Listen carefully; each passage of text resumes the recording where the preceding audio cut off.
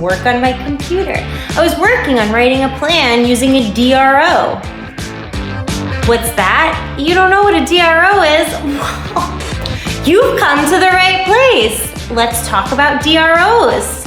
As you may recall from episode 7, DRO stands for differential reinforcement of other behavior. What you're doing when you have a DRO is reinforcing the absence of a target behavior.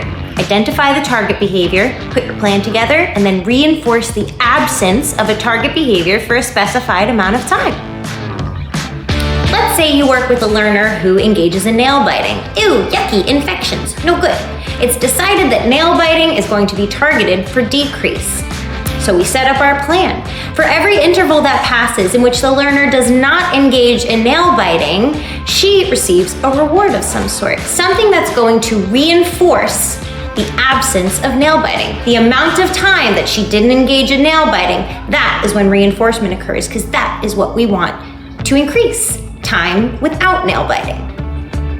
Let's say you determine that the goal is going to be 5 minutes in the absence of nail biting. That's 5 consecutive minutes, no nail biting. Now, your learner engages in nail biting at the 3-minute mark.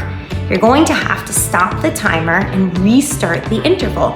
Because if you provide reinforcement at the end of that interval, when nail biting happened after 3 minutes and there's only been 2 minutes without nail biting, then you're reinforcing 2 minutes without nail biting. And the goal is to reinforce 5 minutes without nail biting. Pro tip number 1, when you have to stop that timer and restart that interval, don't be a jerk about it. That's my pro tip. Don't be a jerk about it. When you have to give your clients behavior-specific feedback, do so with respect. Treat your clients the way that you would want to be treated and speak to them the way that you would want to be spoken to. Or I'll find you.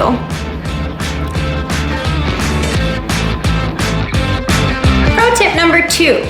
Don't start with an arbitrary interval. Don't just come and say, well, I guess 5 minutes would be a good time for the learner to not engage in nail biting. When you take your baseline data, take a look at your data, and calculate the inter-response time in between nail biting, and then get the average of all of your inter-response times. You're gonna take that number and take it down a notch.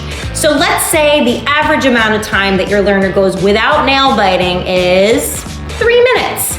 You wanna set your interval at closer to the 2-minute, 2:30-second mark, because we wanna make sure that your learner is contacting reinforcement when you start this plan. We want it to be a positive experience. We want the learner to see right away, the amount of time that I go without nail biting is the amount of time it takes for me to get that thing that I really love, and that is more valuable to me than nail biting. So you wanna make sure that you start with something that your learner can be successful with. Know what I'm saying? Pro tip number 3, that's right, there are 3 pro tips. You hit the jackpot, my guy. Pro tip number 3 is do not increase your interval dramatically, ever. If you go from a 3-minute interval to a 7-minute interval or a 10-minute interval or a 20-minute interval, what you're gonna get is ratio strain, and that's no good.